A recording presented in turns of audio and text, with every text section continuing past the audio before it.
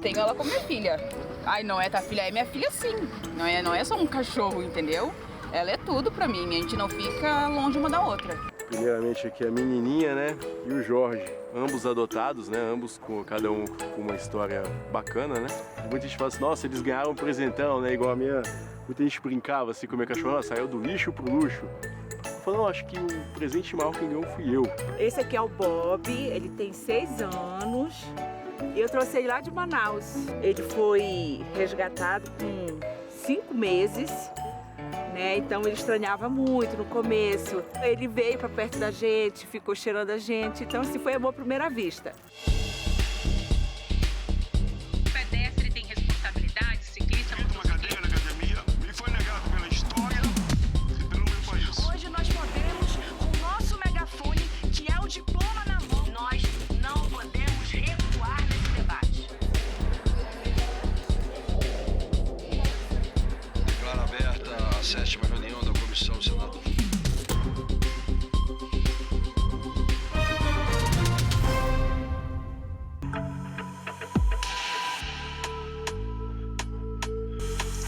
Por que defender essa causa animal? A causa animal ela é particularmente apaixonante pela própria dinâmica de que eles não podem falar por eles mesmos, sabe?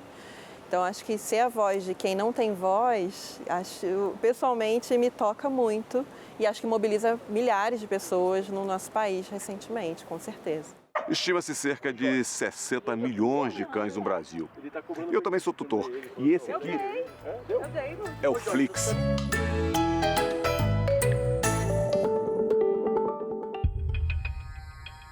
Está na Constituição. Animais não podem ser submetidos à crueldade. Mas no atual Código Civil, nenhuma menção explícita. Animais são equiparados a bens móveis. Já na reforma do Código Civil, em análise no Congresso, o texto classifica os animais como seres sencientes, ou seja, não são coisas, mas capazes de sensações como dor, prazer, medo, alegria. Os cães e os gatos, eles representam muito mais do que simplesmente um animal dentro de casa. Na maioria das vezes eu vejo que ele representa uma saudade, ele representa uma lembrança de alguém querido que já não está mais ali. Ou muitas vezes é reflexo daquele filho que conviveu com os pais e agora ele casou, mudou, né? E aí, esse cachorro era do meu filho, mas ele deixou para me cuidar. E a gente vê que a interação que aqueles pais têm com aquele pet é a lembrança ativa daquele filho que saiu de casa. E muitas vezes quando vem a visita do neto, é a melhor felicidade dele é que a criança, que o neto brinque com aquele cachorro. E quem quer ter um animal, o que precisa ter? Quem quer ser o tutor? Hoje, para a pessoa ter um animal, entendo que ele tem que ter amor, carinho e tem que ter condição. Porque nem só de amor vive um animal. A pessoa tem que entender que é um animal que vai viver ali 14, 15 anos ao lado dela, que na velhice ele vai necessitar de cuidados especiais e isso requer gastos. Betina foi a última gata que eu resgatei.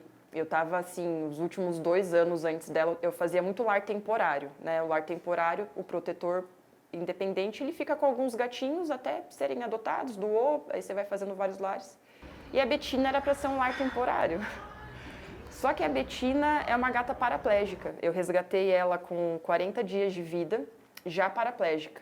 Ela provavelmente sofreu maus tratos, que foi um chute, e fraturou a coluna dela no meio. Alguma história assim de impacto maior? Em 2022, eu recebi o pedido para ir até um acumulador. Quando a gente chegou no local, existiam quase 300 animais. Tinha animal morto para todos os lados, tinha animal congelado. Ele acumulou animais, depois foi internado em uma clínica e os animais ficaram abandonados na propriedade. Onde a gente chegou assim, não tinha o que fazer, o que ser feito, porque eram quase 300 animais e era um filme de terror. É conhecido como o caso dos 230 de Braslândia. A gente permanece com quase 60 animais desse caso ainda, que são a nossa matilha de selvagens, porque eram animais que não tinham convívio com pessoas, eram animais que não tinham amor e não tinham carinho. Então muitas vezes as pessoas julgam que maltrato é bater. Não é, maltrato é estar acorrentado, numa corrente curta, que ele muitas vezes não consegue nem sair para poder fazer as suas necessidades fisiológicas. Maltrato é não ter acesso à água limpa. Maltrato é não ter acesso à assistência veterinária. Maltrato é não ter assistência a alimento, que seja um alimento compatível, que seja adequado para aquela fase de vida em que ele está. Maltrato é negligenciar essa atenção à saúde. Um estatuto de cães e gatos, leis específicas, direitos, deveres dos tutores do setor público. O que o senhor acha? Havendo um estatuto onde se determina, olha, isso aqui que você está fazendo não está de acordo, você está ferindo o direito do outro e você vai ser penalizado, sem dúvida nenhuma, eu acho que isso já vai embutir nas pessoas um senso de responsabilidade maior. Uma das dificuldades que nós temos hoje, que inclusive é premissa em congresso que a gente sempre conversa, é como saber ou determinar o que é o maltrato. Então a lei, elencando, já vai ficar com mais clareza. A gente já sabe, olha, isso aqui que você está fazendo não está de acordo. É uma pauta que vem da sociedade, que passa aqui pelo Congresso, pelo Senado Federal e pela Câmara, que a gente tem que atuar diretamente lá, onde está no bairro, nas cidades, nas ruas, entendeu? Então são duas frentes. A frente legislativa, a gente já está atuando, e a frente prática, que é a frente junto com as prefeituras, com os governos, entendeu? Estaduais e municipais, com as ONGs principalmente, que faz esse trabalho aí de forma voluntária, mas que precisa de recursos, que precisa de dinheiro. E esse dinheiro vem de onde? Das emendas parlamentares. As pessoas têm que entender que hoje a gente fala muito de inteligência artificial, mas o protetor não é uma atividade, infelizmente, que vai ser substituída pela inteligência artificial. Não temos mais como prolongar empurrar com a barriga essa questão. Os protetores estão aí. E eles precisam, de uma forma ou outra, serem valorizados e precisam ser regulamentados. A política pública pode assegurar a atividade dessas pessoas, de quem tem abrigo e de quem recebe, é da causa animal, que quer cuidar, mas não tem como, não tem condições financeiras. Todos os que eu conheço nesse tempo que eu trabalho na causa animal são muito das doações, né? Daquela parceria, da boa vontade, de ir na luta, assim, cuidar. Acho que tem uma necessidade, aí a gente está aqui no Congresso, mas talvez de refletir a nível local, assim, municípios e estados, de operacionalizarem parcerias a nível local, tanto de transferência de algum recurso renda ou parcerias, assim. Acho que uma deficiência que a gente tem muito grande no Brasil é o hospital veterinário gratuito. Pouquíssimos lugares têm. Uma vez que a gente tem recurso, que a gente tem a ajuda necessária, a gente consegue cuidar melhor tanto dos que estão aqui e quanto dos que ainda vão chegar. A gente fala que se a gente fosse milionário, a gente salvaria o mundo. Porque a gente entende que eles precisam ter espaço, eles precisam ter qualidade de vida, eles necessitam de uma alimentação boa, eles necessitam de assistência veterinária e hoje o abrigo trabalha na capacidade máxima, né? A gente está gastando um abrigo mensalmente R$40 mil por mês. Com quantos animais aqui? Com quase 700 animais. Alguma coisa te surpreende mais em relação à causa animal? Estando aqui em Brasília, estando no Congresso Nacional, algo que ao menos pessoalmente, né, me demanda muito é o quanto existe uma resistência do parlamento em reconhecer que estes seres vivos também têm direitos. Né? E daí que vão desde quem é que pode ter cachorro e gato, assim, todas as pessoas poderiam ser tutores de animais, como a gente precisa também construir uma dinâmica de adotar e não comprar animais. Ao mesmo tempo, uma efervescência de projetos sobre a temática de animais domésticos, que é na minha visão, até positiva, né? O que significa que a sociedade tem chegado aqui com as suas demandas, principalmente relacionadas a essas espécies. Já na Comissão de Direitos Humanos, uma sugestão da sociedade cria o Estatuto dos Cães e Gatos, que define a tutela responsável, a comercialização, a esterilização cirúrgica, a microchipagem. Vocês são os autores. Quando me procuraram, num primeiro momento, eu vou terminar com isso, mas quem sabe nós te apresentamos um projeto, senador, o senhor está com 40 anos de Congresso, tem muita experiência, quem sabe o senhor ajuda para aprovar? Digo, eu ajudo para aprovar, mas o bom mesmo é uma SUG, que vem de baixo para cima, vem da sociedade e não tem dono, né? O dono não é Paulo, Roberto, João ou Paim ou Ciclano. É a sociedade que montou e nós aqui, senadores e deputados, vamos contribuir com ideias e com relatores. mas o projeto é original de uma açougue construída pela sociedade. Hoje nós discutimos a criação do Estatuto de Proteção de Cães e Gatos. E esse não é apenas um conjunto de artigos e capítulos, é um marco civilizatório na história do Brasil, senhores. Ele representa décadas de luta de cada um de vocês que está aqui protegendo os animais. Ele representa todos os ativistas e as entidades que, com suas próprias mãos, recursos e muitas lágrimas, fizeram aquilo que o Estado se omite em fazer há anos. Não estamos falando apenas de cães e gatos, estamos falando de uma mudança cultural, estamos falando da chance de escrever uma nova narrativa no Brasil, uma narrativa em que a proteção dos mais frágeis não seja visto como favor, mas como obrigação ética, moral e civilizatória. Cada animal, cada classe de animais, ele tem as suas peculiaridades e talvez a gente consiga evoluir para um momento de um Estatuto de Cães e Gatos, um Estatuto de Equinos, um Estatuto de Silvestre, o Estatuto de Animais de Produção. A gente pensa, inclusive, na questão da valorização e da regulamentação do papel da protetora. Por que a protetora não pode ser uma profissão regulamentada, poder abrir um MEI, poder ser contratada, poder recolher os seus direitos para que ela possa se aposentar um dia? Hoje uma protetora ela recebe um animal de maus tratos ou qualquer outra pessoa que faça um lar temporário, ela vai ficar com aquele animal sem garantia nenhuma da manutenção da subsistência daquele animal.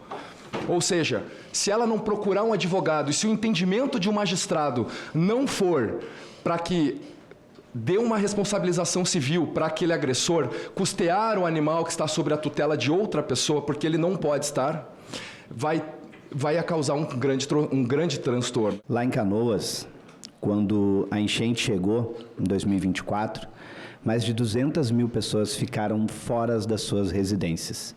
E com elas, os seus animais. Nós vimos de perto o quanto faz falta política pública e leis que de fato resguardem o cuidado com os animais. Nessa emergência, do ano passado do Rio Grande do Sul, pela primeira vez na história, o governo federal transferiu recursos específicos para o acolhimento de animais, para a proteção de animais.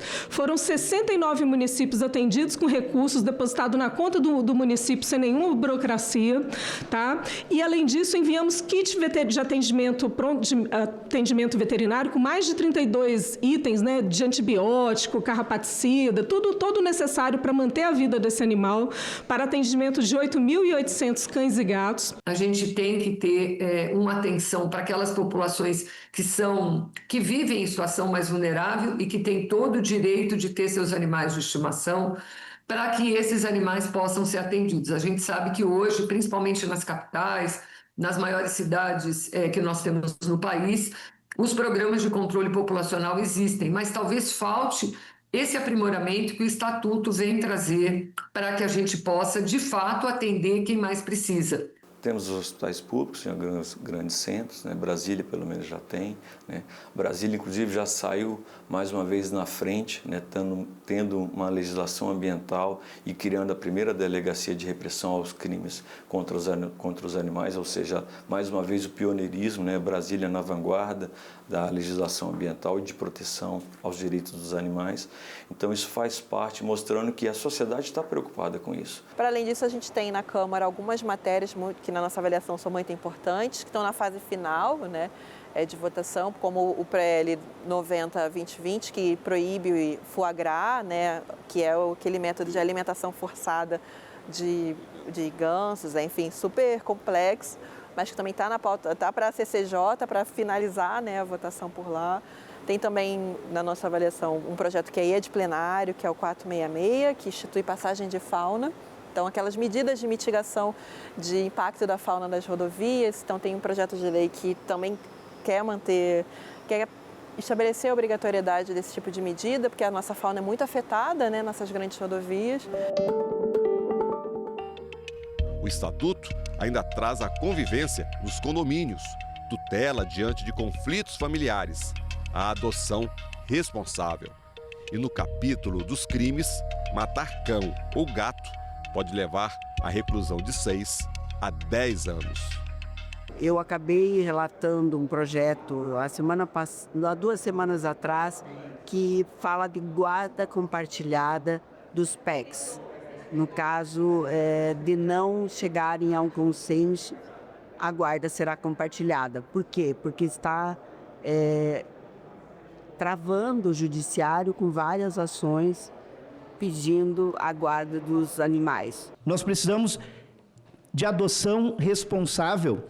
Esse serviço, esse documento, ele traz a tutela do cão comunitário, que sempre é um problema, porque tem o vizinho que gosta de bicho e tem o vizinho que não tolera. Este documento regulamenta isso. E isso faz toda a diferença. E aí, a gente traz também, neste documento, o conceito de família multiespécie. Nós estamos saindo de um Brasil onde os animais eram vistos como coisa, lá no Código Civil, para um país que reconhece direito, dignidade e cidadania animal. Esse tema é um tema extremamente atual e complexo.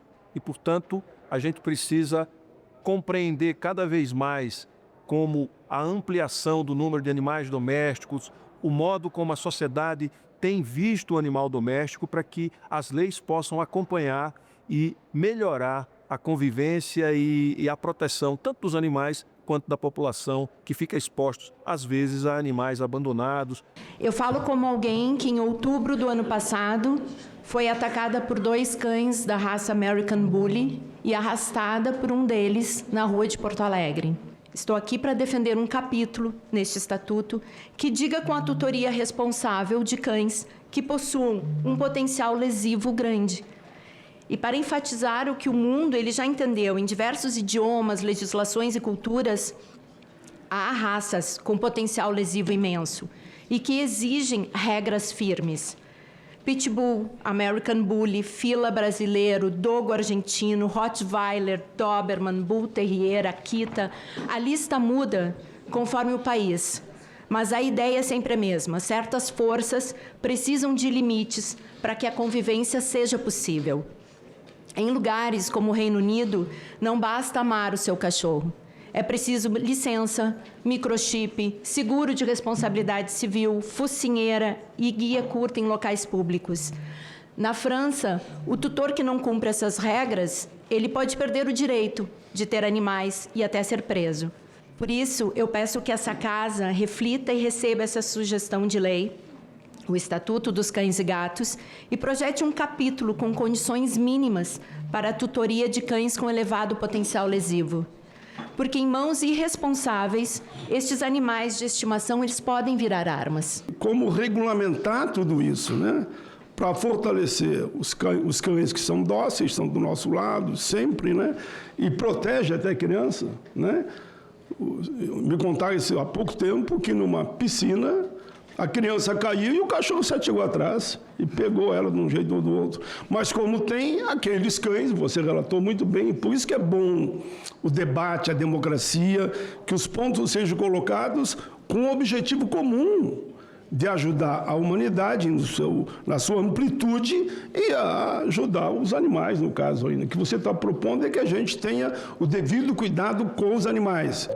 Há um tempo atrás saiu um estudo da medicina do coletivo, que hoje já existe dentro da veterinária, mostrando uma inter-relação entre violência animal e violência doméstica, onde há um alto índice de violência contra animais, há um alto índice de violência contra criança e contra idoso. Ela está praticamente no mesmo nível.